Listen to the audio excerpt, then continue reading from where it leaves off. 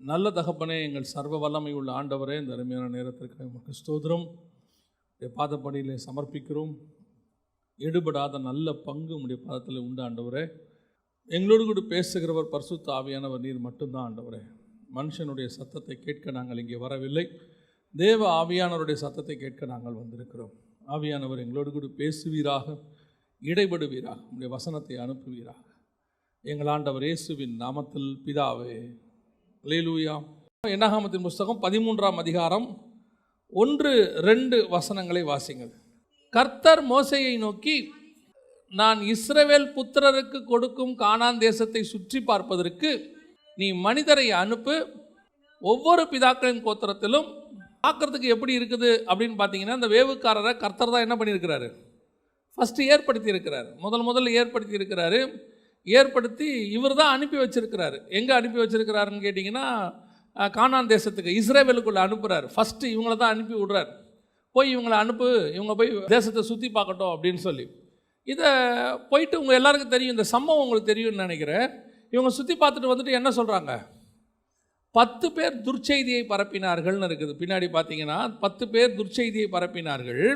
அதற்கு பிறகு 2 பேர் மாத்திரம், காலேப் யோசுவா மாத்திரம் அவர்களுக்கு சாதகமாக பேசினார்கள் அப்படின்னு சொல்லி பார்க்கிறோம். இஸ்ரவேல் புத்திரருக்குள்ளே தாங்கள் சுற்றி பார்த்து வந்த தேசத்தை குறித்து துர்ச்செய்தி பரம்ப செய்தார்கள் அப்படின்னு இருக்கு. அப்போ இந்த அனுப்பின ஆட்கள் போய் பார்த்துட்டு வந்து தேசத்தை பற்றினதான ஒரு நெகட்டிவான இம்ப்ரெஷனை கொடுக்குறாங்க. இப்படிலாம் இருக்குங்க, மோசமாக இருக்குது, நம்ம அங்கே போனால் அவ்வளோதான், அவங்க ராட்சதர்கள் இருக்கிறாங்க, ஜெயின்ஸ் இருக்கிறாங்க, நாம் அங்கே போனால் அவங்க நம்மளை சாகடிச்சிருவாங்க, நாங்கள் வெட்டுக்கிளிகளை போல் இருக்கிறோம், இப்படியெல்லாம் சொல்கிறாங்க. கர்த்தர் அனுப்பின ஆட்கள் ஏன் இப்படி சொன்னாங்க? வேவுக்காரர் இப்படி சொல்கிறதுக்கு என்ன காரணம்? வேவுக்காரர் அனுப்புனது கர்த்தர் தானா? ஆனால் வசனத்தில் வாசித்தா எப்படி இருக்குது, கர்த்தர் தான் அனுப்புனார்னு பக்காவாக இருக்குது. ஆனால் கொஞ்சம் அப்படியே நீங்கள் பின்னாடி வாசிக்கிட்டே வாங்க, கர்த்தர் அனுப்புனாரா யார் அனுப்புனார்னு இருக்குது. வாசிங்க, உபாகமத்தின் புஸ்தகம் 1ஆம் அதிகாரம் 21வது வசனத்தை வாசிங்க. உபாகமம் 1:21 வாசிங்கள். நல்ல கவனிங்க. தேவனாகிய கர்த்தர் அந்த தேசத்தை உனக்கு முன்பாக வைத்திருக்கிறார், பிதாக்களின் தேவனாகிய கர்த்தர் உனக்கு சொன்னபடியே நீ போய் அதை சுதந்தரித்துக்கொள், பயப்படாமலும் கலங்காமலும் இரு என்றேன். நல்ல கவனிங்க, இங்கே தான் விஷயமே இருக்குது. அப்பொழுது நீங்கள் எல்லாரும் என்னிடத்துல வந்து நமக்காக அந்த தேசத்தை சோதித்து பார்க்கவும், நாம் இன்ன வழியாக அதில் சென்று இன்ன பட்டணங்களுக்கு போகலாம் என்று நமக்கு மறு செய்தி கொண்டு வரவும் நமக்கு முன்பாக மனிதரை அனுப்புவோம் என்றீர்கள். கர்த்தர் அனுப்புனாருங்கிறது ரெண்டாவது. முதல்ல வேவுக்காரரை கேட்டது யாரு? இஸ்ரவேல் ஜனங்க தான் கேட்டிருக்கிறாங்க, போய் ஆண்டவர்கிட்ட கேட்டிருக்கிறாங்க, இந்த மாதிரி நாங்கள் அனுப்பட்டுமா, ஒரு 12 பேர் அனுப்புவோம் அப்படின்னு சொல்லி கேட்டிருக்கிறாங்க. அதற்கு கர்த்தர் மோசேக்கு சம்மதம் கொடுத்துருக்கிறார். சரி, நீ ஒரு 12 பேரை அனுப்பி விடு அப்படின்னு சொல்கிறார். உண்மையிலேயே வேவுக்காரர் அவசியமா? வேவுக்காரர்கள் என்கிற இந்த ஸ்பை அப்படின்னு சொல்லக்கூடிய உளவுத்துறை அவசியமா? இன்றைக்கி உள்ள காலகட்டத்துக்கு நம்ம பேசலை, இன்றைக்கி உள்ள காலகட்டத்துக்கும் அது பொருந்தோன்னா அவசியமா அப்படின்னு கேட்டிங்கன்னு சொன்னால், இவர்கள் மற்றவர்களைப் போல தேசத்தை சுற்றி பார்ப்பதற்கு ஒரு ஸ்பைஸை வந்து இவங்க கேட்குறாங்க, உளவுத்துறைக்காரங்களை கேட்குறாங்க, வேவுக்காரரை கேட்குறாங்க. ஆனால் இவர்களை பொறுத்த வரைக்கும், இதுக்கு முன்னாடி வரைக்கும், கானானுக்குள்ளே பிரவேசிப்பதற்கு முன்னாடி வரைக்கும் பெரிய பெரிய ராஜாக்களை இவங்க ஜெயிச்சுட்டு வந்துட்டாங்க. பெரிய ராஜா, இன்னும் சொல்ல போனால் எகிப்து ஆரம்பிச்சிட்டாங்க. எகிப்தில் வந்து பார்வோனே ஜெயிச்சாச்சு, வல்லரசையே ஜெயிச்சாச்சு. ஓப்பனிங்கே வந்து அவங்க பெஸ்ட் டீமை ஜெயிச்சு முடிச்சாச்சு. அதுக்கப்புறம் வந்ததெல்லாம் அதுக்கு கீழே உள்ளவங்க, அவங்கள ஒவ்வொருத்தரையாக ஜெயிச்சுட்டு வந்துக்கிட்டே இருக்கிறாங்க. இப்போ இவங்க போக வேண்டிய டெஸ்டினேஷன் வந்துருச்சு, சேர வேண்டிய தேசம் வந்துருச்சு. இவ்வளோ தூரம் வேவுக்காரரே கிடையாது அவங்களுக்கு. இத்தனை இடத்துலையும் அவங்களுக்கு யார் கிடையாது? வேவுக்காரர் கிடையாது. எல்லா இடத்திலும் உன் தேவனாகிய கர்த்தர் ஒருத்தர் மட்டுமே கூட இருந்து ஜெயிக்க வைத்தார். ஏன் இவங்களுக்கு திடீர்னு கானானுக்கு போனவொன்னே வேவுக்காரரை அனுப்பணுன்ற எண்ணம் வருது, சுற்றி பார்க்கணுங்கிற எண்ணம் வருது அப்படின்னு கேட்டிங்கன்னா, அதுக்கு முன்னாடி தான் கர்த்தர் சொல்கிறாரு, மோசேயை பார்த்து நீ கானானுக்குள்ளே பிரவேசிக்க மாட்டாயின்னு சொல்கிறாரு. கானானுக்குள்ளே பிரவேசிக்க மாட்டாயின்னு சொன்ன உடனே மோசேக்கும் இது நல்லா படுது, நம்மளும் போல, நம்ம இருந்தோம்னா நம்ம கூட போவோம், நம்ம கூட போனோம்னா என்ன செய்யலாம், அவர்களுக்கு பிரயோஜனமாக இருக்கும், நம்ம ஆண்டவர்கிட்ட கேட்டு எதையாவது சொல்லுவோம். ஆனால் என்ன நடந்துச்சு, நானும் போகிறதில்ல, இவனுங்க போகிறாங்க, யோசுவாவை அனுப்ப போகிறோம். அவனும் புது பையன். எதுக்கும் ஒரு தடவை நம்ம என்ன பண்ணிப்போம், தேசத்தை செக் பண்ணிவிட்டு அனுப்புவோம். ஏன்னா மோசே எகிப்தில் வாக்கில் வல்லவரில், அவர் சகல கலைகளிலும் கற்று தேர்ந்தவரில். 120வது வயசில் எக்ஸ்பீரியன்ஸ் பேசுது. 120வது வயசில் என்ன வருது, எக்ஸ்பீரியன்ஸ் பேசுது. ஏன், நான் உள்ளே போக போகிற தேசத்தில் இது வரைக்கும் நடத்திக்கிட்டு வந்தால் நான் போக போகிறதில்ல. அதனால் இப்போ இவங்க தனியாக போக போகிறாங்க. நடத்த போகிற ஆள் கூட யாருன்னு கேட்டிங்கன்னா, புது பையன் ஒருத்தர் நடத்துகிறான், யோசுவான்னு ஒருத்தர். அவரே ரொம்ப பயந்துக்கிட்டு வேற இருக்கிறாரு. அவர் போக போகிறாரு. இப்போ இந்த வார்த்தை இவர்கள் கேட்டது, எங்களுக்கு ஒரு வேவுக்காரரை கொடுங்க, ஒரு 12 பேர் போய் ஃபஸ்ட்டு செக் பண்ணிட்டு வந்துப்போம் அப்படின்னு சொல்லி கேட்டது மோசேக்கு எப்படிப்பட்டதான்? பரவாயில்ல, இது ஒரு நல்ல ஐடியா தான். இதுதான் ஆவிக்குரிய வாழ்க்கையினுடைய வீழ்ச்சி. ஆவிக்குரிய வாழ்க்கையினுடைய வீழ்ச்சி இங்கே தான் தொடங்குது. இதுவரைக்கும் நடத்தி கொண்டு வந்தது உன் தேவனாகிய கர்த்தர். உனக்கு முன்பாக கடந்து போனது உன் தேவனாகிய கர்த்தர். உனக்காக யுத்தம் பண்ணது உன் தேவனாகிய கர்த்தர். இதுவரைக்கும் நீ போன ராஜாக்கள் யாரையாவது நீ சோதிச்சு பார்த்துருக்கிறியா? எந்த இடத்திலாவது நீ அதை பற்றி விசாரிச்சியா? அந்த தேசம் எப்படின்னு கேட்டீங்களா? ஒரு காரியத்தை கர்த்தர் சொல்லும்பொழுது விசுவாசத்தோடு கூட உள்ளே இறங்கும் போது, காணாமல் நம்பப்படும் மேல் உறுதியும் காணப்படாத மேல் நிச்சயமும். கர்த்தர் சொல்லிட்டாரு, இறங்க வேண்டியது, அவ்வளோதான். போய்கிட்டே இருக்க வேண்டியது. கர்த்தர் ஜெயிச்ச வெற்றி கொடுத்துக்கிட்டே போவார். நீ போயிட்டே இருக்க வேண்டியது தான். எப்போ உனக்கு ஒரு இடத்த சோதிச்சு பார்க்கணும், அந்த வசனத்தை வாசிங்களேன், 22வது வசனத்தை வாசிங்க திருப்பியும். அப்பொழுது நீங்கள் எல்லாரும் என்னிடத்துல நமக்காக அந்த தேசத்தை, ஏன் தேசத்தை சோதிச்சு பார்க்கணும்? தேசத்தில் என்ன சோதிக்கிறதுக்கு இருக்குது? இவங்க போய் யாருக்கிட்ட சொல்கிறாங்கன்னா, மோசே கிட்ட சொல்கிறாங்க, சோதித்து பார்க்கவும். மோசையை கூப்பிடும் போதே கர்த்தர் என்ன சொல்லி கூப்பிட்டாரு? யாத்ராகமத்தின் புஸ்தகம் 3ஆம் அதிகாரம் 8வது வசனத்தை வாசிங்க பார்ப்போம். யாத்ராகமத்தின் புஸ்தகம் 3ஆம் அதிகாரம் 8வது வசனம். அவர்களை எகிப்தியரின் கைக்கு விடுதலையாக்கவும், அவர்களை அந்த தேசத்திலிருந்து நீக்கி கானானியரும் ஏத்தியரும் எமோரியரும் பெரிசியரும் ஏவியரும் எபூசியரும் இருக்கிற இடமாகிய பாலும் தேனும் ஓடுகிற நலமும் விசாலமுமான தேசத்தில் கொண்டு போய் சேர்க்கவும் இறங்கினேன். கூப்பிடும் போதே உனக்கு எல்லாத்தையும் சொல்லி தான் கூப்பிட்டுருக்கிறார். அந்த தேசத்தில் யார் இருப்பா, அந்த தேசம் எப்படிப்பட்டது, அதனுடைய ஆசீர்வாதம் என்ன, எல்லாவற்றையும் சொல்லித்தான் கர்த்தர் உன்னை கூப்பிட்டாரு. கூப்பிட்ட இப்போ உனக்கு 40 வருஷத்தில் திடீர்னு என்ன தோணுது? தேசத்தை சோதித்து பார்க்கவும். தேசம் எப்படி இருக்கும், ஜனங்க எப்படி இருப்பாங்க, யார் யாரெல்லாம் இருப்பாங்க. உங்களை ஒரு அழைப்பு கர்த்தர் கொடுக்கும்போது அந்த அழைப்பிலே கர்த்தர் எல்லாவற்றையும் நியமித்து வைத்திருக்கிறார். உங்களை கூப்பிடும் போதே கர்த்தர் அந்த அழைப்புக்கான ஆசீர்வாதத்தை வைத்து தான் கூப்பிட்டார். உங்களை கூப்பிடும் போதே அதில் வரக்கூடிய எல்லா பிரச்சனைகளுக்கும் வழியை தயார் பண்ணிட்டு தான் கர்த்தர் கூப்பிட்டார். நீங்கள் போகிற கானான் பிரயாணத்தில், பரம கானான் பிரயாணத்தில் பிரச்சனை இருக்காது என்று கர்த்தர் சொல்லவில்லை. உபத்திரவம் இருக்காது என்று சொல்லலை. வழியில் உங்களுக்கு நிறைய பிரச்சனைகள் இருக்குது, எல்லாம் இருக்குது. ஆனால் உங்களுக்கு சொன்ன ஆண்டவர் என்ன சொன்னார்? உன்னை கொண்டு போய் பாலும் தேனும் ஓடுகிற தேசத்தில் சேர்ப்பேன் என்று சொல்லி தான் கர்த்தர் அழைத்தார்.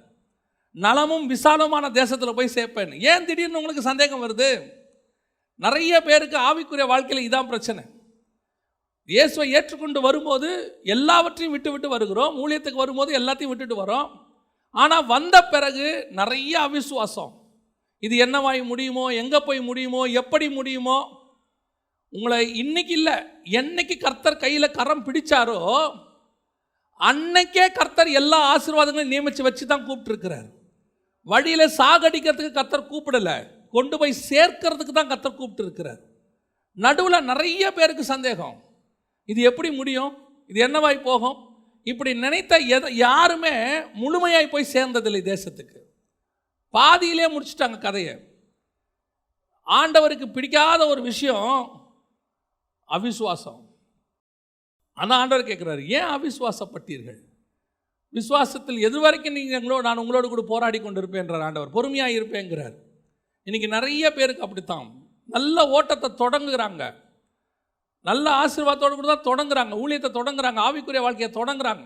ஆனால் பாதிக்கு மேலே அவங்களுக்கு ஒரு அவிசுவாசம் வந்துடுது.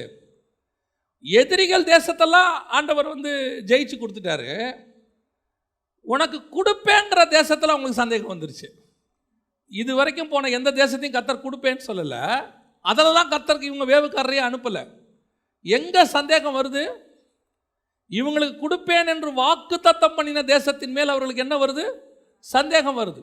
அதோட அர்த்தம் என்னன்னா, சொன்ன கர்த்தர் அந்த வாக்கு தத்தத்தின் மேலேயே இவங்களுக்கு சந்தேகம் வந்துருச்சு. அந்த தேசம் எப்படி இருக்கும் சோதிச்சு பார்க்கலாம். நான் எப்பவும் நான் வச்சிருக்கிற ஒரு விஷயம், நம்முடைய அறிவை கொஞ்சம் யூஸ் பண்ணாமல் இருந்தாலே நல்லது. பல நேரங்களில் நம்ம அறிவை என்ன செய்யக்கூடாது? யூஸ் பண்ணக்கூடாது. கர்த்தர் நம்மக்கிட்ட கேட்ட ஒரே ஒரு காரியம், தயவு செஞ்சு சும்மா இருங்க. நீங்கள் எப்பவும் பிரச்சனையை கிரிட்டிக்கல் ஆக்கியே விட்டுறீங்கிறார் ஆண்டவர்.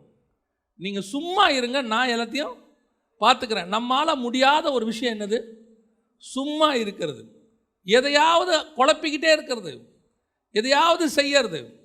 ஆண்டவர் எல்லாத்தையும் நேர்த்தியாக சார்ட்டு போட்டு கிராஃப் போட்டு முடிவுக்கு வரைக்கும் உனக்கும் எனக்கும் என்னன்றதில் தெளிவாக வச்சுட்டு தான் கர்த்தர் உங்களை என்னையும் கூப்பிட்டார்.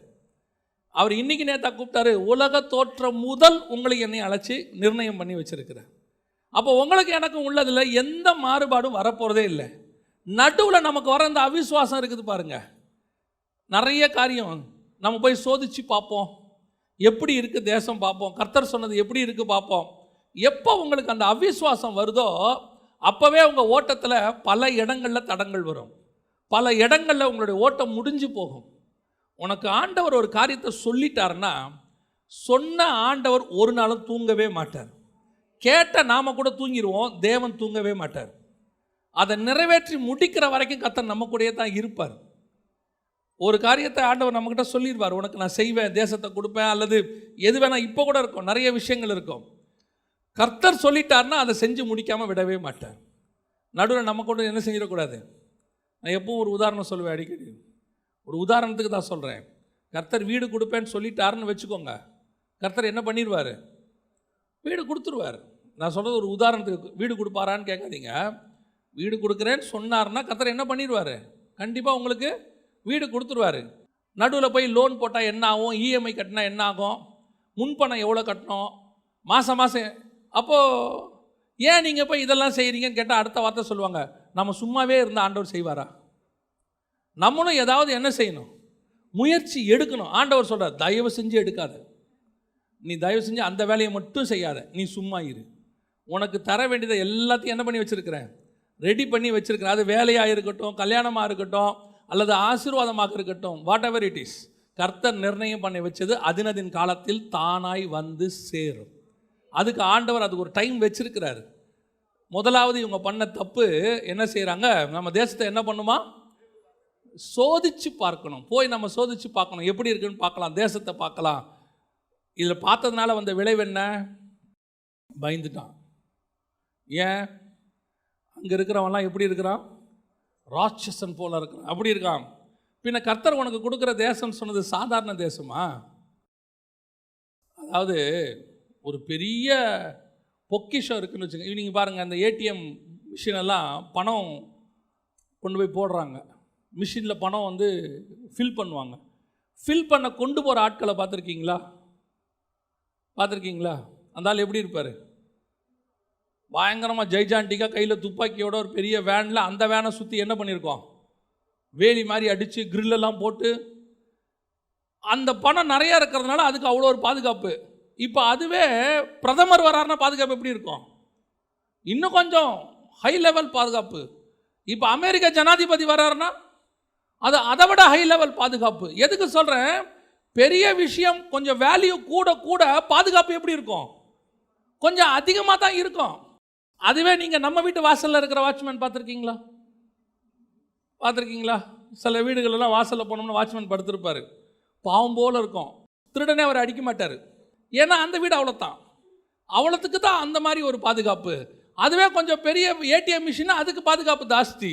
இந்திய பிரதமர்னா பாதுகாப்பு ஜாஸ்தி, அமெரிக்க ஜனாதிபதி இன்னும் ஜாஸ்தி. ஏன்னா வேல்யூ கூட கூட பாதுகாப்பு கூடுது.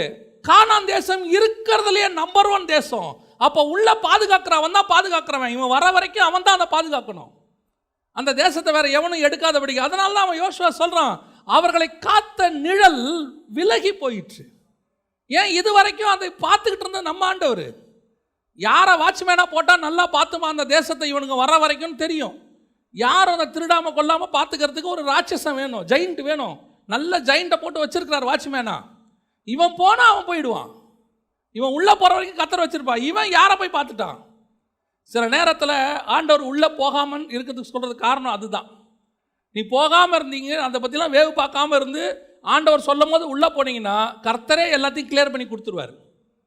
நாம் முன்னாடி போய் சில ஆட்கள் இருக்கிறாங்க, ஆண்டவர் சொல்வார் நான் உனக்கு எல்லாம் செய்கிறேன்னு. இவன் உட்காந்து ஒரு பட்ஜெட் போடுவான். உன் மகளுக்கு திருமணம் பண்ணி கொடுக்குறேன்னு கர்த்தர் சொல்லிட்டாருன்னு வச்சுக்கோங்க, பண்ணி கொடுத்துட்டு போகிறாரு, அவர் பண்ணி செஞ்சுட்டு போகிறாரு. இவன் முன்னாடியே உட்காந்து என்ன பண்ணுவான்? ஒரு பட்ஜெட் ஒன்று போடுவான். சில நேரத்தில் ஆண்டவர் இந்த கணக்கு போடாதேங்கிறார், விட்டுரு. ஏன்? உனக்கு கொடுக்கறது 20 லட்சமோ 2 கோடியோ 20 கோடியோ 200 கோடியோ, பரலோகம் சொன்னது நடக்கும் அளவும் பரலோகம் அதை செய்து முடிக்கும்.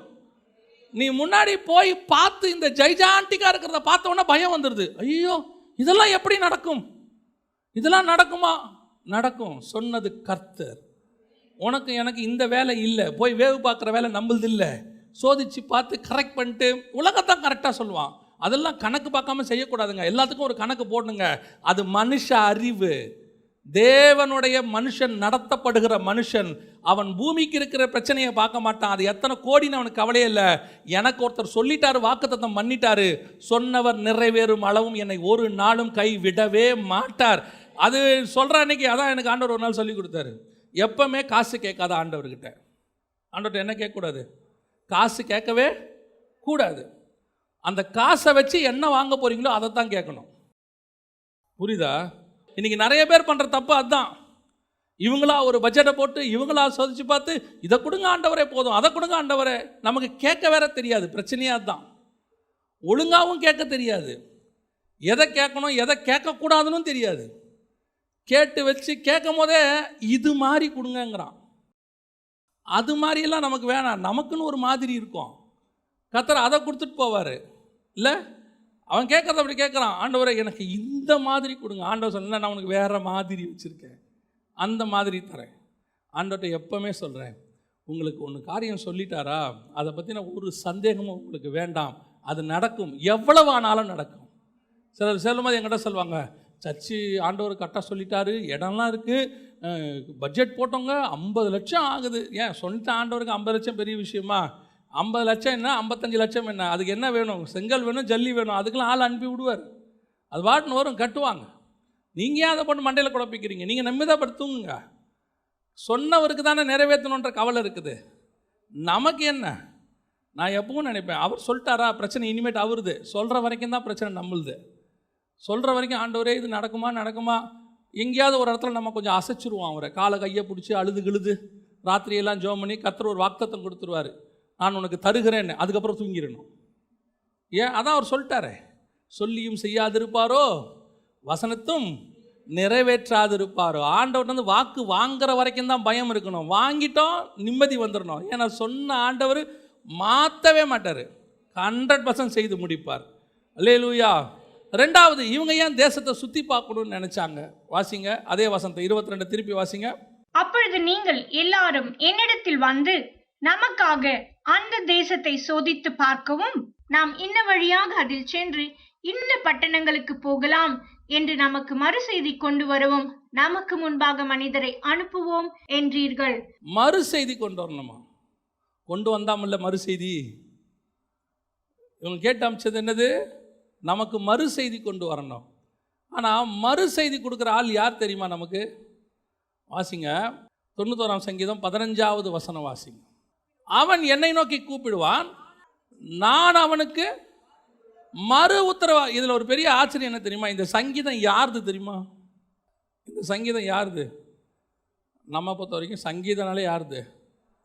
தாவீது. அது தாவீதுக்கு ஒரு கிரெடிட்டு. எவன் பாடினாலும் தாவீது சங்கீதம் யாருது தான். நம்ம மேலேயும் படிக்க மாட்டோம், கீழேயும் படிக்க மாட்டோம், இல்லையா? நம்மளை பொறுத்த வரைக்கும் சங்கீதம் முழுக்க யாருது? தாவீது. அதில் நிறைய பேர் எழுதியிருக்கிறாங்க சங்கீதம். 90 சங்கீதம் யாருது? அப்போ என்ன சொல்கிறாங்கன்னா, இது அதனுடைய தொடர்ச்சியாக தான் இருக்குதாம்மா. 91 சங்கீதமும் யாருது தானாம்மா? மோசேயின் சங்கீதம். அதனால தான் மேலே தாவீதின் சங்கீதம் அது போடலையாம். தாவீதின் சங்கீதமாக இருந்தால், ஆசாப்பின் சங்கீதமாக இருந்தால் அங்கே போட்டிருப்பாங்களாம். ஒரு இதில் போட்டிருக்கிறாங்க, இந்த சங்கீதம் யாரதாக தான் இருக்கக்கூடும். 100% போடலை, இருக்கக்கூடும். யாராக தான் இருக்குமா? மோசையின் சங்கீதமாக தான் இருக்கக்கூடும். ஏன்னா 90ஆம் சங்கீதத்தினுடைய தொடர்ச்சியாக இருக்குதுன்னு சொல்கிறாங்க. இப்போது இந்த வசனத்தை ஒருவேளை மோசே சொல்லியிருந்தா, திருப்பி வாசிங்க பார்ப்போம். அவன் என்னை நோக்கி கூப்பிடுவான். மறு உத்தரவு இதை கர்த்தர் யார்கிட்ட சொல்லியிருக்கணும்? இப்போ மோசே கிட்ட சொல்லியிருக்கணும். இந்த மோசே தான் இப்போ எதுக்கு அனுப்புகிறாரு? மறு உத்தரவு கொண்டு வரதுக்கு மனுஷனை அனுப்புகிறாரு. மறு உத்தரவு கொண்டு வரதுக்கு ஆள் அனுப்பி விடுறாரு. நமக்கு எப்பவுமே மறு உத்தரவு கொடுக்கிறவர் கர்த்தராக மட்டும்தான் இருக்கணும். ஏன்னா அவர் மட்டும்தான் பாசிட்டிவாக பேசுகிறவர். பாசிட்டிவாக பேசுகிறதுக்கு நமக்கு தேவையான கரெக்டாக சொல்லி நம்மளை தேத்தி அனுப்புறதுக்கு மறு உத்தரவு கொடுக்குறவர் யாருன்னா ஆண்டவர் மட்டும்தான். நம்ம பல நேரத்தில் யாரை போய் கேட்டுக்கிட்டு இருப்போம் தெரியுமா? நம்மக்கிட்ட தான் ஒரு பழக்கம் இருக்குது. சர்ச்சு கட்ட போகிறோம்னா சர்ச்சில் இருக்கிற இன்ஜினியர்கிட்ட போயிடுவோம். அவர்கிட்ட போய் கேட்டோம்னா நமக்கு என்ன சொல்லுவார்?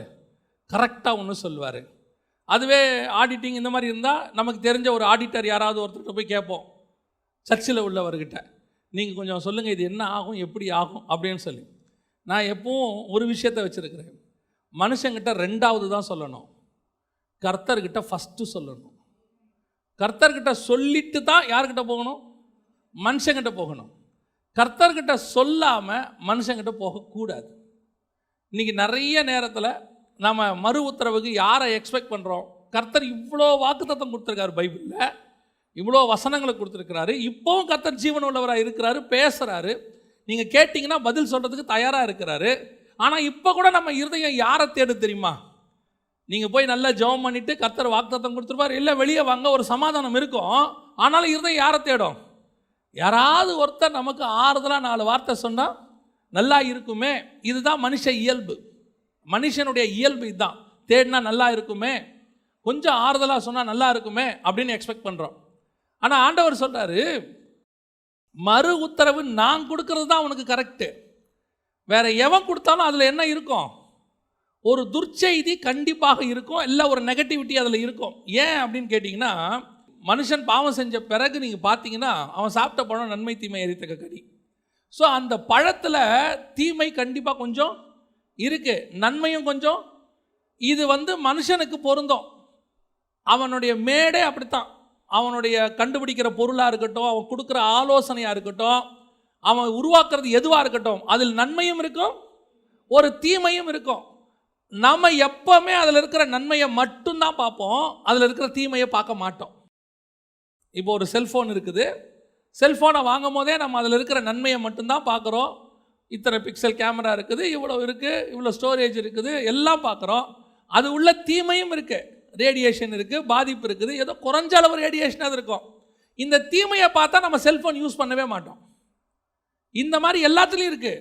மனுஷன் கண்டுபிடிக்கிற எல்லாத்துலையும் நீங்கள் போய் பிபிக்கு மாத்திரை போடுங்க, அதில் ஒரு சைடு எஃபெக்ட்னு ஒன்று இருக்கும். அவன் சொல்லுவான் சைடு எஃபெக்டே. ஆமாம், சைடு எஃபெக்ட் இல்லாமல் மனுஷனால் எதையும் கண்டுபிடிக்கவே முடியாது, சான்ஸே கிடையாது. ஏன்னா மனுஷனுடைய அமைப்பே அப்படித்தான், நன்மையும் தீமையும். அப்போ நீங்கள் எந்த ஒரு விஷயத்தை எந்த மனுஷங்கிட்ட போனீங்கனாலும் அவன் சொல்கிறதுல ஒரு நன்மை இருக்கும், இல்லாமல் இருக்காது. அதோடு கூட இன்னொன்று என்ன இருக்கும்? தீமை இருக்கும். நமக்கு அந்த தீமை கண்ணுக்கு தெரியாது, நன்மை மட்டும்தான் தெரியும்.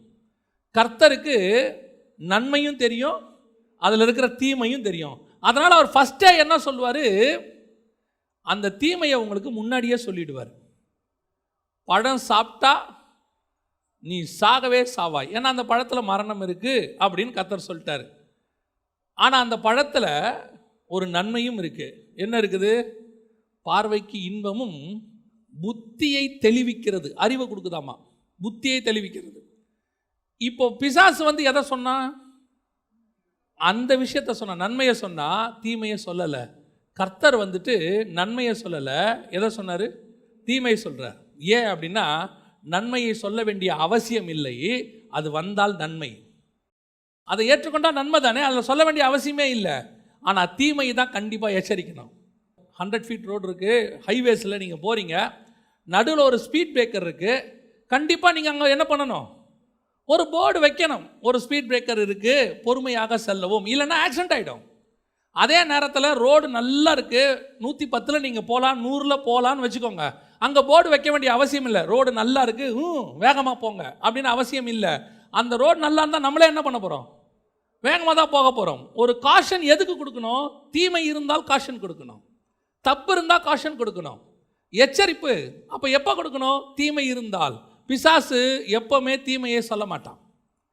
மனுஷன் பழத்தை சாப்பிட்டதுனால நன்மையும் தீமையும் கலந்தவன். எந்த மனுஷனுடைய ஆலோசனையிலும் யார் வேணா இருக்கட்டும், நீங்கள் மிகப்பெரியதான பயங்கர டிகிரி எல்லாம் முடித்து ஆலோசனை கொடுக்குற ஆளாக இருக்கட்டும், அந்த ஆள் கொடுக்குற ஆலோசனை அற்புதமாக இருக்கும் 90%. அதில் இருக்கிற 10% தீமையை அந்த ஆள் சொல்ல மாட்டார், இல்லைன்னா அந்த ஆளுக்கே தெரியாது. நீங்கள் எவ்வளோ பாருங்கள், அவங்க சொல்லுவாங்க, அவர் தாங்க, அவர் சிஇஓங்க, அவர் அவ்வளோ ஆலோசனை கொடுத்தார், அவர் சொன்னபடி தான் ஆரம்பித்தோம், ஆனால் சின்ன பிரச்சனை இதில் வந்துருச்சு, அவருக்கே தெரியாது. அதுதான் பிரச்சனை. ஏன்னா நம்ம மேனுஃபேக்சர்லேயே இந்த தீமை கலந்துருக்குது. மனுஷன் நமக்கு மறு உத்தரவு எதிர்பார்க்கவே பார்க்காதீங்க. பல நேரத்தில் கர்த்தர் என்ன சொல்லிடுவார் தெரியுமா? அவங்க கொடுக்குற ஆட்கள் பயங்கர முக்கியமான ஆட்களாக இருப்பாங்க, நல்ல ஞானம் உள்ளவங்களாக இருப்பாங்க. அவங்க பேசி முடித்தோடனே கர்த்தர் சொல்வார், அதை தூக்கி கொஞ்சம் ஓரமாக வச்சிரு அப்படிம்பார். லிட்ரலாக சொல்வார், இந்த ஆலோசனை உனக்கு இல்லைம்பார். ஏன்? அவங்க படிப்பில், அவங்களுடைய பிஸ்னஸில், அவங்களுக்கு கிடைச்ச எக்ஸ்பீரியன்ஸில் அவங்க அற்புதமான ஆலோசனை கொடுப்பாங்க. ஆனால் அது எனக்குரியதாங்கிறது தான் முக்கியம். நான் சொல்கிறது உங்களுக்கு புரியுதா? அந்த ஆலோசனை எனக்குரியதா, கர்த்தர் எனக்கு வச்சுதான் தான் நீங்கள் பார்க்கணும். எல்லா ஆலோசனையும் நல்ல ஆலோசனை தான், ஆனால் எனக்குரியதுன்னு ஒன்று இருக்குது. தாவீது முன்னாடி போய் சண்டை போடணுன்னு ஒரு காலம் இருக்குது, பின்னாடி போய் சண்டை போடணுன்னு ஒரு காலம் இருக்குது. யார் ஆலோசனை கேட்டாலும் முன்னாடி போய் சொல்லுவான். நீங்கள் தான் போன தடவை முன்னாடி போட்டு சண்டை போட்டு ஜெயிச்சிட்டிங்களே, முன்பக்க வழியாக போங்க தாவீது. கர்த்தர் சொல்வார், இப்போ பின்பக்க வழியாக போ. ஏன் ஆண்டவரை பின்பக்கம் வழியா? நான் சொல்கிறேன், நீ செய், பின்னாடி போ, அவ்வளோதான். நீ போன தடவை முன்பக்கம் போனால் என்ன ஆச்சோ, இந்த தடவை பின்பக்கம் போனால் அதே சக்ஸஸ் ஒன்று கிடைக்கும். ஆலோசனை கொடுக்குற ஒருத்தர் மேலே உட்காந்துருக்கிறாரு, அவருக்கு எல்லா ஆலோசனையும் கரெக்டாக கொடுப்பாரு. அவருக்கு பேரே அதிசயமான ஆலோசனை கர்த்தர். அவருடைய பேர் என்னது தெரியுமா? Wonderful councillor. இவர் வண்டர்ஃபுல் கவுன்சிலர், இவர் அதிசயமான ஆலோசனை கர்த்தர். அவர் கொடுக்குற ஒவ்வொரு ஆலோசனையும் அற்புதமாக இருக்கும். நீங்கள் அதை தான் கேட்கணும். நம்ம கூட நிறைய பேர் உட்காந்து நிறைய கொடுப்பாங்க, அவங்க கொடுக்குறதெல்லாம் ப்ராக்டிக்கல், அதில் எந்த மாற்று கருத்தும் இல்லை. அவங்க கொடுக்குறதெல்லாம் ப்ராக்டிக்கல். இப்படி செய்யுங்க, அப்படி செய்யுங்க, கொஞ்சம் எடுத்து வைங்க, இல்லைன்னா பின்னாடி பிரச்சனை, அது ஆகும், இது ஆகும், எல்லாத்தையும் கேட்டுக்கணும். பல நேரத்தில் சவுல் மாதிரி இருக்கணும். எந்த சவுல்? தாவீது ராஜாவுக்கு முன்னாடி ஒருத்தர் இருந்தார், சவுல் ராஜான்னு. அவர்கிட்ட இருந்த நல்ல குவாலிட்டி 2-3 இருக்குது. அதில் ஒரு நல்ல குவாலிட்டி என்ன தெரியுமா? காது கேளாதவனை போல இருந்தானா. நீங்கள் என்ன வேணாலும் பேசுங்க, என் காதில் அது ஏறாது. ஏன்? நீ கொடுக்குற ஆலோசனை நல்லதோ கெட்டதோ எனக்கு தெரியாது, எனக்கு ஆண்டவர் ஒன்று சொல்லியிருக்கிறாரு, அதை மட்டும்தான் நான் செய்வேன்.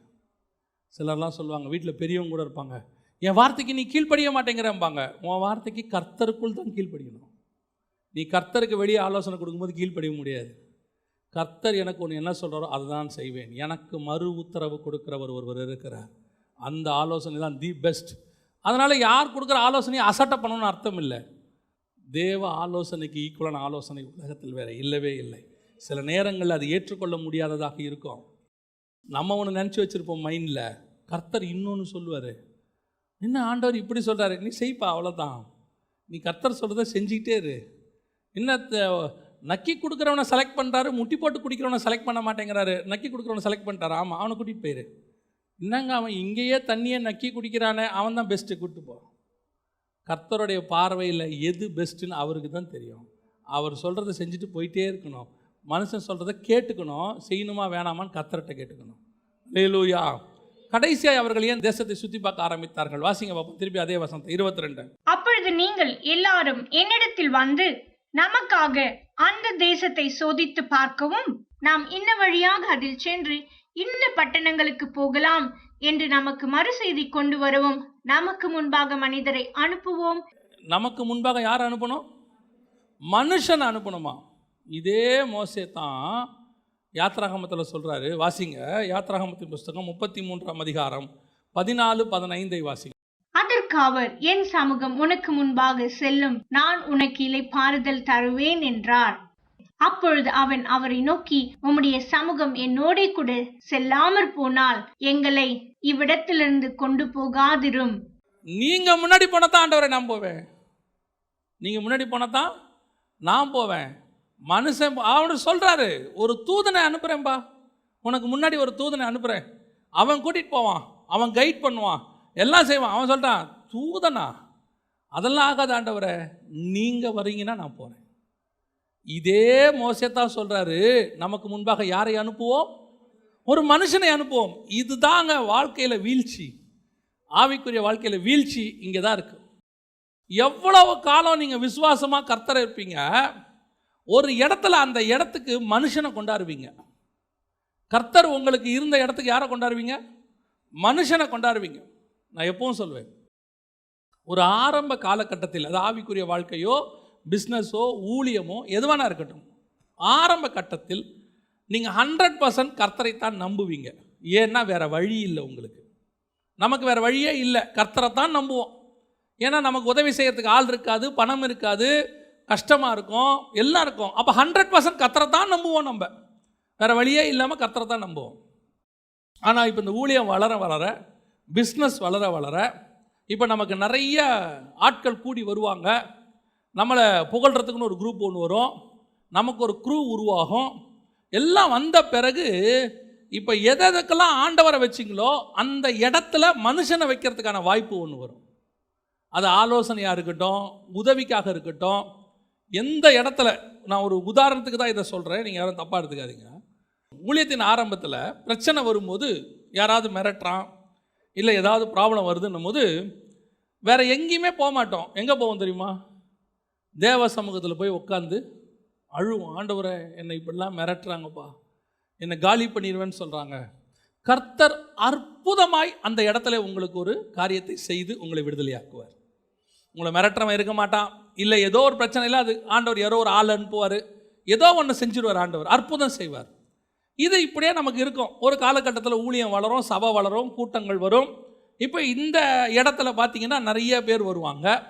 அதில் சில போலீஸ்காரங்களும் வருவாங்க, நிறைய வக்கீல்கள் வருவாங்க, நிறையா கவர்மெண்ட் ஆஃபீஸர்ஸ் வருவாங்க. இப்போ அவங்கெல்லாம் வந்து நிறைய இருக்கும்போது சில நேரங்களில் அவங்களுடைய அன்பு நமக்கு கிடைக்கும். இப்போ அதே மாதிரி ஒரு பிரச்சனை ஒன்று வரும். 20 வருஷம் கழித்து அந்த பிரச்சனை வரும். இப்போ நமக்கு உடனே ஃபோன் எங்கே போகும்? நம்ம சர்ச்சில் இருக்கிற பிலீவர், நமக்கு அதில் ஒரு பெருமை வேறு இருக்குது. நம்ம சர்ச்சில் எஸ்ஐயே இருக்கார், சொன்னால் உள்ள தூக்கி போட்டு முட்டி தட்டுவார். அதில் எந்த மாற்று கருத்தும் இல்லை. அப்புறம் ஏதோ ஒரு பிரச்சனை, நம்ம சர்ச்சில் ஒரு செக்ரட்டரியேட்டில் ஒர்க் பண்ணுறவங்களாம் இருக்காங்க, இம்மிடியேட்டாக சொன்ன உடனே. இப்போ இது செய்யறது தப்பாங்கிறது ரெண்டாவது. இந்த இடத்துல நான் யாரை வச்சிருந்தேன்? முன்னாடி கர்த்தரை வைத்திருந்தேன். இப்போ அந்த இடத்துக்கு யாரை கொண்டாந்துட்டேன்? மனுஷனை கொண்டாந்துட்டேன். அப்போ மனுஷ உதவி தேவையில்லையா? நீ கர்த்தரை வை, உனக்கு தேவையான மனுஷனை கர்த்தர் அனுப்புவார். அந்த மனுஷன் தானா வருவான், வந்து உதவி செய்வான். நிறைய பேர் சொல்லுவாங்க, லூக்கா எழுதின சுவிசேஷம் 2:52 வாசிங்க. இயேசுவானவர் ஞானத்திலும் வளர்த்தியிலும் தேவ கிருபையிலும் மனுஷர் தயவிலும். அப்ப அந்த மனுஷர் தயவு அப்படின்னு சொன்ன உடனே நிறைய பேர் சொல்லுவாங்க, பாருங்க இயேசுக்கே என்ன தேவைப்பட்டிருக்கு? மனுஷ தயவு தேவைப்பட்டிருக்கு. இந்த வசனத்தை எனக்கு படிக்கும்போது ஆண்டவர் சொன்னாரு, மனுஷ தயவை நான் தேடி போனேன்னா என்ன தேடி வந்துச்சா? இயேசு கிறிஸ்து குழந்தையா இருக்கிறாரு, இன்னும் அவர் என்ன ஆகலை, ஊழியத்துக்கெல்லாம் வரல. குழந்தையா இருக்கும்போது இயேசுக்கு தேவையான மனுஷ தயவு பரலோகம் கொடுத்து அனுப்பிச்சா? இயேசுவானவர் தேடி போனார். பரலோகம் ஆட்களை அனுப்புது, மரியாதை அனுப்புகிறது, யோசேப்பை அனுப்புகிறது. அந்த நேரத்தில் உதவி செய்யறதுக்கு என்ன செய்கிறாங்க? ஆட்களை ஆண்டவர் அனுப்புகிறார். வான சாஸ்திரிகளை வேற பக்கம் திருப்பி விடுறாரு, அவங்கள பாதுகாக்கிறதுக்கு ஆட்களை அனுப்புகிறார். எல்லாத்தையும் ஆண்டவர் ஏற்பாடு பண்ணுறாரு. அதைத்தான் நான் உங்களுக்கு சொல்கிறேன், நீ தேவனால் நடத்தப்படுகிற மனுஷனாக இருப்பாயானால் உனக்கு தேவையான மனுஷர்களை கர்த்தர் அனுப்புவார். எங்கிருந்து வருவாங்க? எப்படி இருந்து வருவாங்க? அவங்க உதவி செய்யறதுக்கு தானா வருவாங்க. நம்ம தேடி போக வேண்டிய அவசியம் இருக்கவே இருக்காது. உன்னை உட்கார வச்சிருக்கிறேன்னா அந்த மாதிரி ஒரு இடமா இருக்கும், சென்டர் பாயிண்ட்ல உட்கார வச்சிருப்பாரு, அந்த இடத்துக்கு அத்தனை பேரும் வருவாங்க. அவர்கள் வந்து உதவி செய்வார்கள். சமீபத்தில் ஒரு பைபிள் காலேஜ் ஒன்று நாங்கள் கட்டினோம். அந்த பைபிள் காலேஜ் கட்ட ஆரம்பித்ததுலேருந்து முடிக்கிற வரைக்கும் பார்த்தீங்கன்னா ஒவ்வொரு ஸ்டேஜில் ஒவ்வொன்று. ஒரு காலகட்டத்தில் வந்து பேஸ்மெண்ட் போடணும், ஒரு காலகட்டத்தில் அது கட்டணும், ஒரு காலகட்டத்தில் வந்து வாசல் ஜன்னல்லாம் வைக்கணும், ஒரு காலகட்டத்தில் வந்து டைல்ஸ் போடணும், ஒரு காலகட்டத்தில் வந்து அதுக்கு இன்டீரியர்ஸ் வாங்கணும். இப்படி நிறையா இருக்குது. நீங்கள் நான் ஆண்டவர் எனக்கு செஞ்சதை நான் உங்களுக்கு சொல்கிறேன். எந்த ஒரு மனுஷர்களையும் நாங்கள் தேடி போகவே இல்லை. அதின் காலத்தில் அந்தந்த ஆட்கள் தானாக வந்து இன்ட்ரடியூஸ் ஆனாங்க, வந்தாங்க, அந்த வேலையை செஞ்சாங்க, செஞ்சு முடிச்சுட்டு போயிட்டாங்க. எல்லாருமே சரி, எந்த ஒரு மனுஷனையும் நாங்கள் தேடி போகவே இல்லை. எங்களுக்கு தேவையான ஆட்கள் தேவையான நேரத்தில் கர்த்தரை அனுப்பினார். நாங்கள் அலைஞ்சு திரிஞ்சு தேட வேண்டிய அவசியமே இல்லை. அதற்கு ஒரு மனுஷனை அனுப்புவார், அவர் வருவார், அவர் எல்லா காரியத்தையும் செஞ்சு முடிச்சுட்டு போயிடுவார். அடுத்து ஒரு தேவைப்படும், அதுக்குரியவர் வருவார், தானாக இன்ட்ரடியூஸ் ஆவார். மீட்டிங்க்கு வருவாங்க, இல்லை எங்கேயோ ஒரு இடத்துல பார்ப்போம், இன்ட்ரடியூஸ் ஆவாங்க, பேசுவாங்க, இந்த வேலை செய்கிறம்பாங்க, ஆட்டோமேட்டிக்காக அவங்க வருவாங்க, செஞ்சு கொடுத்துட்டு போயிடுவாங்க. இது வந்து என் வாழ்க்கையில் நடந்தது. நான் சொல்கிறேன், உங்களுக்கும் அது பொருந்தும். உங்களுக்கு தேவையான மனுஷர்களை கர்த்தர் எல்லா இடத்திலும் உங்கள் லைஃபுக்கு தேவையானவங்களை வச்சுருக்கிறார். அதன் காலத்தில் அவங்க நேர்த்தியாக வருவாங்க, அவங்க உங்களுக்கு தேவையானதை செய்வாங்க. மனுஷங்களை மட்டும் நான் சொல்லலை, தேவன் இருக்கிற இடத்துக்கு எப்போவுமே யாரை கொண்டு வரக்கூடாது, மனுஷனை கொண்டே வரக்கூடாது. இதே மோசே தான் சொன்னார், நீர் எனக்கு முன்பாக போகாவிட்டால் நாங்கள் புறப்பட மாட்டோம். தூதனே வந்தாலும் போக மாட்டோம் ஆண்டவரே. ஞாபகம் வச்சுக்கோங்க, அவர் சொல்லிட்டார், தூதனே வந்தாலும் போக மாட்டோம்ப்பா, நீங்கள் வந்தால் மட்டும்தான் போவோம். இந்த வைராக்கியம் நமக்கும் இருந்துச்சு ஒரு காலத்தில். நீங்கள் செஞ்சாதான் ஆண்டவரே, நீங்கள் பண்ணால் தான் ஆண்டவரே, எல்லாமே நீங்கள் தான்ப்பா. ஒரு பீரியடில் அப்படியே ஒவ்வொரு போஸ்டிங்கையும் மனுஷங்கையில் எடுத்து கொடுத்தோம். ஏன்னா நமக்கு அதுக்குரிய ஆல்டர்னேட் ஆட்களை நம்ம செலக்ட் பண்ணிட்டோம். இப்போ பாருங்கள், எல்லாருக்கும் ராஜா இருக்கிறாங்க உலகத்தில். இஸ்ரவேலுக்கு மட்டும் என்ன இல்லை, ராஜா இல்லை. ஏன் அப்படின்னா, இஸ்ரவேலுக்கு ராஜா யார்? கர்த்தர் ராஜாவாக இருக்கிறார். சாமுவேல்கிட்ட சொல்கிறாரு, அவர்கள் உன்னை தள்ளவில்லை, என்னை தள்ளினார். இப்போது இது வரைக்கும் நடத்திக்கிட்டு வந்த அவருடைய போஸ்டிங்க்கு ஜனங்க யாரை கேட்குறாங்க? ஒரு ராஜாவை கேட்குறாங்க. இப்போ அந்த போஸ்டிங்கை விட்டு கொடுத்துட்டார். இதே மாதிரி தான் அந்த வேவுக்காரர் போஸ்டிங். முன்னாடியே போய் எல்லாத்தையும் வழியை ஆயத்தம் பண்ணி வச்சு ரெடி பண்ணி இவங்க போகிற இடத்துல கரெக்டாக இவங்களை கொண்டு போய் ஜெயிக்க வச்சது யார்? இது வரைக்கும் கர்த்தர் செஞ்சுக்கிட்டு இருந்தார். இப்போ அந்த போஸ்டிங்குக்கு யாரை கொண்டு வராங்க? வேவுக்காரரை கொண்டு, மனுஷனை கொண்டு வராங்க. அதான் அவங்க சொல்கிறாங்க, எங்களுக்கு முன்பாக போகத்தக்கதான மனுஷரை கொண்டு வருவோம். கர்த்தர் வைக்கிற இடத்துக்கு மனுஷனை கொண்டு வரவே கூடாது. நிறைய பேர் என்ன நினைக்கிறோன்னா, ஆராதனைக்கு தான் நினைக்கிறோம், கர்த்தரை தவிர வேறு யாரும் ஆராதிக்கக்கூடாது, அந்த ஸ்பேஸுக்கு கர்த்தர் தான், இயேசு கிறிஸ்து தான், வேறு யாரும் இல்லை. உண்மை, உங்கள் லைஃப்லையும் அது பொருந்தும். உங்கள் லைஃப்பில் எந்தெந்த இடத்துல இயேசுவை கொடுத்தீங்களோ அந்தந்த இடம் கடைசி வரைக்கும் இயேசுவுக்கு மட்டும்தான்.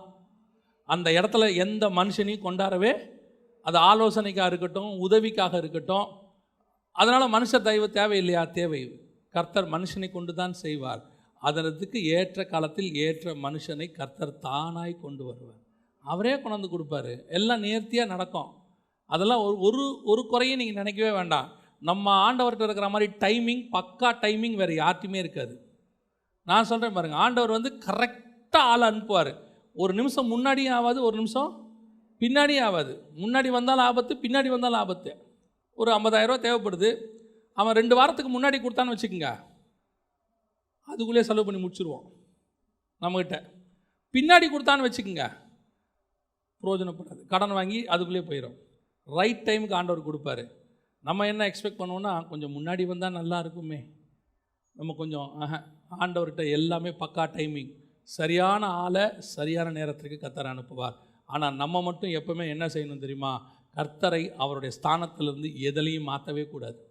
எனக்கு நீங்கள் தான் ஆண்டவரே, எப்போ எந்த இடத்துல என்ன ஸ்தானத்தை உங்களுக்கு கொடுத்தேனோ அப்போ அந்த ஸ்தானத்தை கடைசி வரைக்கும் கொடுக்கணும். அந்த இடத்த நம்ம எடுக்க முயற்சி பண்ணால் கர்த்தர் சரின்றுவார். கர்த்தர் என்ன பண்ணிடுவார்? சரின்றுவார். நான் உங்களுக்கு சொல்கிறேன், கர்த்தருக்கு ஆல்டர்னேட்டாக யாரை வச்சாலும் அது சரியாகவே ஆகாது. ஏன்னா கர்த்தருக்கு ஆல்டர்னேட்டே கிடையாது. அவர் ஒருத்தர் தான் நமக்கு எல்லாத்தையும் நேர்த்தியாக செய்கிறவர். கர்த்தரை வைக்க வேண்டிய இடத்துல யாரை தான் வைக்கணும்? கர்த்தரை தான் வைக்கணும். அந்த இடத்துல வேறு யாரையும் கொண்டு வரவே கூடாது. ஒருவேளை நம்ம இன்ஃப்ராஸ்ட்ரக்சர் பெருசாகும், நம்ம ஊழியம் பெருசாகும், வாழ்க்கை பெருசாகும், ஆசீர்வாதம் பெருசாகும், எல்லாரும் வருவாங்க. எப்போ வந்தாலும் சரி, கர்த்தருக்கு கொடுக்க வேண்டிய இடமும் கர்த்தருக்கு கொடுக்க வேண்டிய ஸ்தானமும் அவருக்கு தான். அந்த ஸ்தானத்தை வேறு யாருக்கும் மாற்றவே கூடாது. மாற்றினீங்க, கதை முடிஞ்சு. இப்போ இந்த வேவுக்காரரை அவர்கள் நியமித்ததனுடைய விளைவு என்னாச்சு? இவங்க சோதித்து பார்த்து மறு உத்தரவு கொடுத்து நமக்கு ஒரு மனுஷனை கொண்டு போகலாம் அப்படின்னு இவங்க செஞ்ச முடிவு என்னாச்சு, கடைசியில் கொண்டு போய் அவர்களுக்கு வீழ்ச்சியில் முடிவடைந்தது. கடைசியில் அவங்க கானானுக்குள்ளே போக விடாமையே பண்ணியாச்சு. 10 பேர் 12 பேரில் 10 பேர் துர்ச்செய்தியை பரப்பினான், 2 பேர் தான் சாதகமாக சொன்னாங்க. அப்போ இந்த வேவுக்காரருடைய போஸ்டிங் அங்கே தான் ஆரம்பிக்குது. First failure. ராஜாவாக சவுலை கொடுத்த பிறகு அந்த இடத்துக்கு கர்த்தர் என்ன செய்யலை, திருப்பி வரல. அதுக்கப்புறம் தாவீது, அதுக்கப்புறம் சாலமோன், அதுக்கப்புறம் ரெகபெயாம், இப்படி போயிட்டே இருக்கே ஒழிய அந்த இடத்துக்கு ஆண்டவர் என்ன செய்யலை. என்னை தள்ளிட்டல்ல, நீயே எடுத்துக்கோ, எல்லாத்தையும் நீயே பாரு. பல நேரங்களில் இதுதான் நம்ம லைஃப்பில் நடக்குது. ஆண்டவரை ஒரு ஸ்தானத்தில் இறக்கிட்டோம்னா திருப்பி அந்த இடத்துக்கு கொண்டு வர்றது ரொம்ப கஷ்டம், ரொம்ப ரொம்ப கஷ்டம். திருப்பி நாம் அது கொண்டு வரலாம், அதுக்கு நிறைய விலை கொடுக்க வேண்டியிருக்கும். பல நேரங்களில் கர்த்தரை நம்முடைய வாழ்க்கையிலிருந்து நம்ம தள்ளிட்டோம். ஆலோசனை கர்த்தரை தள்ளிட்டோம், அதிசயமான கர்த்தரை தள்ளிட்டோம், ப்ரொவைடரை தள்ளிட்டோம். அவர் தான் நமக்கு கொடுக்குறவர், அவரை தவறிட்டோம். அந்த இடத்துல போய் சிலர்லாம் சொல்கிறான், ஆவிக்குரியவன் சொல்கிறான், நீங்கள் தாங்க கடவுள் மாதிரி எனக்கு உதவி செய்றீங்க. யார் மாதிரி? அந்த இடத்துல கர்த்தர் உன்னை விட்டு தூரம் போய் நிற்பார். இனிமேட் நீ அவங்ககிட்டயே வாங்கிக்க. ஆனால் என் ஆண்டவர் இருக்கிறார் பாருங்கள், அவர் கடைசி வரைக்கும் முகம் சுளிக்காமல் கொடுத்துக்கிட்டே இருப்பார். அவருக்கு தெரியும் எனக்கு என்ன தேவை இருக்குதுன்னு சொல்லி. அப்போ ஆண்டவர் ஆரம்பத்தில் சொல்லி கொடுத்தாரு, மனுஷங்கிட்ட கேட்கவே கேட்காத, கர்த்தர்கிட்ட கேளு. இன்னைய வரைக்கும் கர்த்தர்கிட்ட கேட்டுக்கிட்டே இருக்கிறோம், கர்த்தர் கொடுத்து கொண்டே இருக்கிறார். அந்த இடத்துக்கு ஆல்டர்னேட்டாக வேறு யாரும் வரவே முடியாது. அந்த இடத்துக்கு வேறு ஆல்டர்னேட்டாக யாரும் வரவே முடியாது. மனுஷனை நியமிச்சிட்டிங்க, திருப்பி அந்த இடத்துக்கு கர்த்தரை கொண்டு வர்றது கஷ்டம். இந்த பழக்கம் எங்கே வந்து முடியுது தெரியுமா?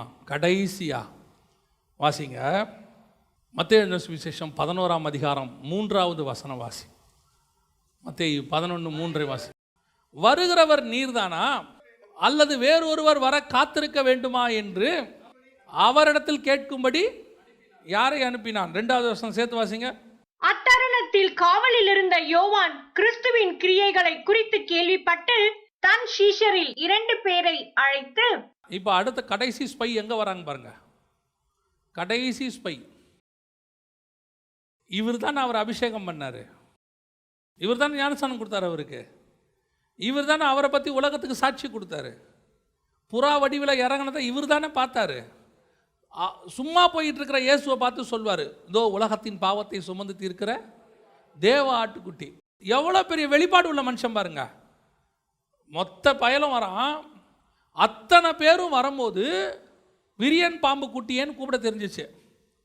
நடுவில் இயேசு கிறிஸ்து வராரு, அவரை பார்த்து தேவாட்டுக்குட்டியேன்னு சொல்ல தெரிஞ்சிச்சு. அப்போ யோவான் ஸ்நானகனுக்கு என்ன ஒரு வெளிப்பாடு இருக்கு பாருங்க. பாம்பு குட்டிக்கும் ஆட்டுக்குட்டிக்கும் வித்தியாசத்தை கண்டுபிடிக்கிறார் பாருங்க. அவ்வளோ ஒரு வெளிப்பாடு உள்ள ஒரு மனுஷன். பரலோகம் பேசுது, பிதா பேசுறத கேட்குறாரு.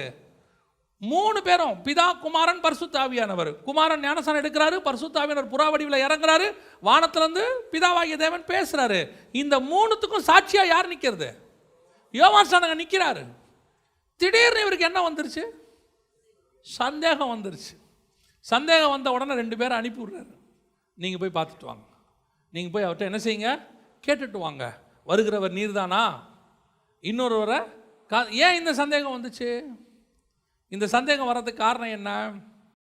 இவர் என்ன நினச்சாரு, இயேசு கிறிஸ்து வந்த உடனே அவர் ராஜாதி ராஜாவாக இஸ்ரவேலை ஆளுகை செய்து என்ன பண்ணிடுவார், அரசாட்சியெல்லாம் ஸ்தாபிச்சிருவார், இஸ்ரவேலுக்கு ராஜா வந்துட்டார்னு அவர் நினச்சிட்டார்.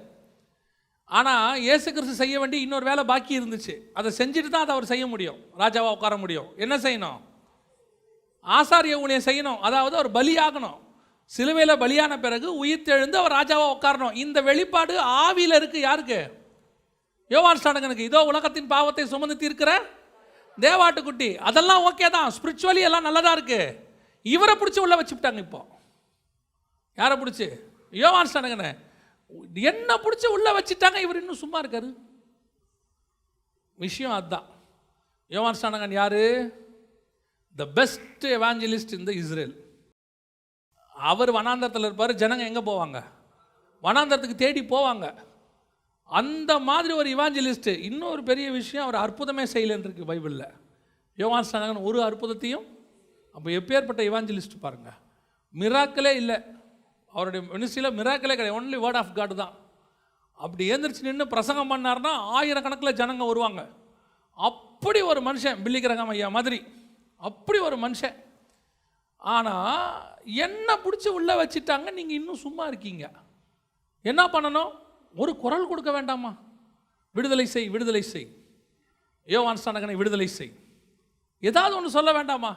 நீங்கள் ஆள் நான் ராங்கா யாரையாவது அபிஷேகம் பண்ணிட்டேனா, இல்லை ராங்கா ரெவலேஷன் கொடுத்துட்டேனா, வருகிறவர் நீர் தானா, இன்னொருவரை காத்திருக்க? ஏன் இந்த டவுட் வந்துச்சு? என்னை பிடிச்சி உள்ளே வச்ச பிறகு சும்மா இருக்கிறீங்களாண்டவரே. நம்மள நிறைய பேருக்கு பிரச்சனை எங்கே இருக்குது தெரியுமா? Spiritually we are all okay, அதெல்லாம் ஒன்றும் பிரச்சனை. பாவிகள்லாம் சொல்ல முடியாது, நீதிமான்கள் தான், இயேசுவின் ரத்தத்தால் கழுவப்பட்ட நீதிமான்கள் தான். பிரச்சனை வரும்போது தான் கொடுத்த வாக்குத்தத்தம் கரெக்ட் தானா, சொன்னது நீர் தானா, வேறொருவரை காத்திருக்க வேண்டுமா, இப்படிங்கிற சந்தேகம் வருது. சந்தேகம் வந்த உடனே நம்ம யாரை அனுப்புகிறோம்? 2 வேவுக்காரரை அனுப்புவோம். அந்த வேவுக்காரர் தான் தீர்க்கதரிசி. இப்போ இருக்கிற ஊழியக்காரங்களை வச்சுருக்கோம், தீர்க்கதரிசிகளை. இவங்கள ஆண்டவர்கிட்ட அனுப்பி எங்களுக்கு கொஞ்சம் ஜெபம் பண்ணி சொல்லுங்கள். நீங்கள் ஆண்டவர்கிட்ட ஒரு காரியத்தை கர்த்தர் உங்களுக்கு சொன்னால், உங்கள் 2 பேருக்கு நடுவில் யார் இருக்கக்கூடாது? மீடியேட்டர் இருக்கக்கூடாது, வேவுக்காரர் இருக்கக்கூடாது. நீங்கள் அனுப்புகிறீங்க ஆண்டவர்கிட்ட, தீர்க்கதரிசி அனுப்பி கேட்குறீங்க, சொன்னது நீர் தானா, இது நடக்குமா, என் பொண்ணுக்கு கல்யாணம் நடக்குமா, என் பையனுக்கு வேலை கிடைக்குமா, இதில் யாரை அனுப்பி விட்றோம்? நடுவில் ஒரு மீடியேட்டர் அனுப்பி விட்றோம். நான் சொல்கிறேன், உங்களுக்கு சொன்ன கர்த்தர் அந்த வார்த்தையை நீங்கள் உறுதியாய் பற்றி கொண்டால் உங்களுக்கு நடக்க வேண்டியது தான் நடக்கும். யோவான் ஸ்நானகன் தலை போகிறது தான், அது எந்த மாற்று கருத்தும் இல்லை. என்ன ஆண்டவர் காப்பாற்றலைங்கிறதுனால அவர் சொன்ன வார்த்தை பொய்யாகாது. நான் சொல்ல புரியுது? இப்போ இயேசு கிறிஸ்து யோவான் ஸ்நானகன் காப்பாற்றுவேன்னு சொன்னாரா? அந்த வார்த்தையை சொல்லலை. நம்ம நினச்சிக்கிறது, என்னையே இன்னும் காப்பாற்றலை, என்னையே இன்னும் ஜெயிலில் வச்சுருக்கிறாரு, அப்போ இவர் ஆண்டவரா? உன்னை காப்பாற்றலைன்னா அப்போ அவர் ஆண்டவர் இல்லையா? நீங்கள் சொன்னது உனக்கு நன்மை நடக்கலைன்னா அவர் ஆண்டவர் இல்லைன்னு அர்த்தமா? நல்லா தெரிஞ்சுக்கொள்ளுங்க.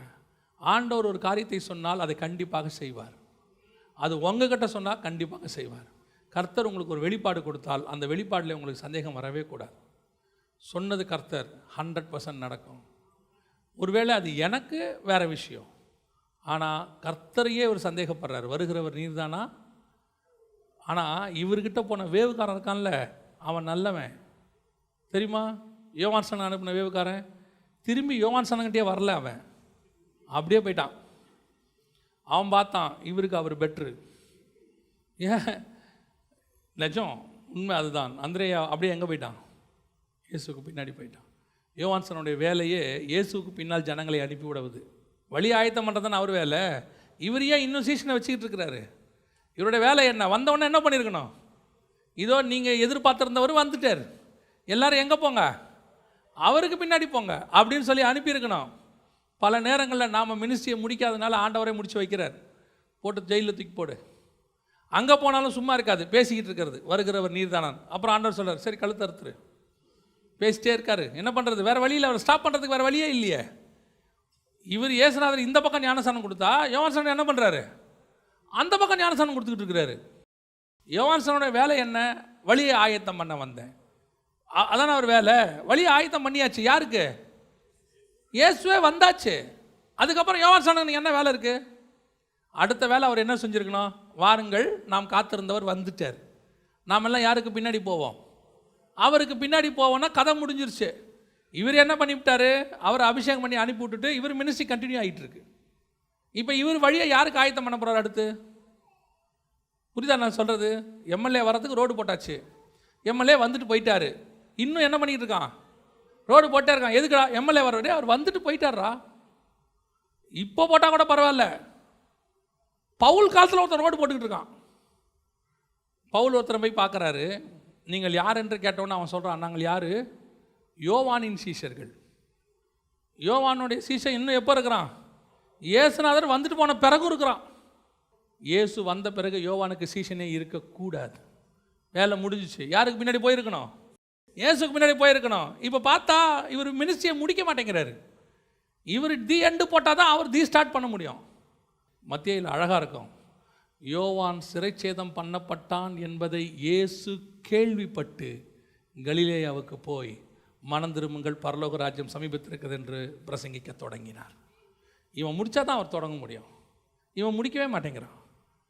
இவருடைய வேவுக்காரன் போனானே, வந்து சொல்லிட்டாவது போயிருக்கலாம், சார் அவர் நல்லா இருக்கார், நீங்கள் முடிங்க, இங்கே நாங்கள் ஸ்டார்ட் பண்ணுறோம். அவன் திரும்பி வரவே இல்லை. அதற்கு பிறகு வேவுக்காரர்கள் கிடையவே கிடையாது. ஏன்னா உங்களுக்கு எனக்கும் வேவுக்காரர் தேவையே இல்லை. நமக்கு முன்பாக ஒருவர் போய் கொண்டிருக்கிறார்.